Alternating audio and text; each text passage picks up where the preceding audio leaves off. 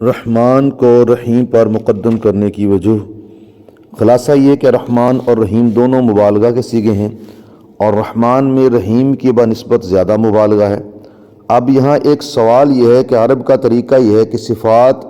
مدح میں ادنا سے اعلیٰ کی طرف ترقی کرتے ہیں۔ مثلا کہتے ہیں کہ فلاں عالم نحیر، فلاں شخص عالم ماہر ہے، اس لیے بظاہر پہلے رحیم اور پھر رحمان کا ذکر ہونا چاہیے تھا۔ تو اس کا جواب یہ ہے کہ رحمان کا اطلاق چونکہ اللہ تعالیٰ کے غیر پر نہیں ہوتا، اس لیے یہ لفظ اللہ کی طرح ہے اور بمنزلہ علم ہے، اور رحیم وصف ہے اور علم وصف پر مقدم ہوتا ہے۔ دوسرا جواب یہ ہے کہ رحمان کا لفظ تمام عظیم اور جلیل نعمتوں کو شامل ہے جو بمنزلہ اصول ہیں، اور رحیم اس کا تتمہ ہے جو فروعی ہے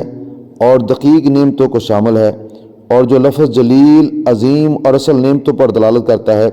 وہ اس لفظ پر مقدم ہونا چاہیے جو دقیق اور فروعی نعمتوں پر دلالت کرتا ہے۔ تیسرا جواب یہ ہے کہ رحمان کا تعلق دنیا سے ہے اور رحیم کا تعلق آخرت سے ہے، اور دنیا آخرت سے پہلے ہے، اس لیے رحمان کا ذکر رحیم سے پہلے کیا ہے۔ چوتھا جواب یہ ہے کہ رحمان عام ہے کیونکہ اس کا تعلق مومن اور کافر دونوں سے ہے، اور رحیم خاص ہے کیونکہ اس کا تعلق صرف مومن سے ہے اور عام خاص پر مقدم ہوتا ہے،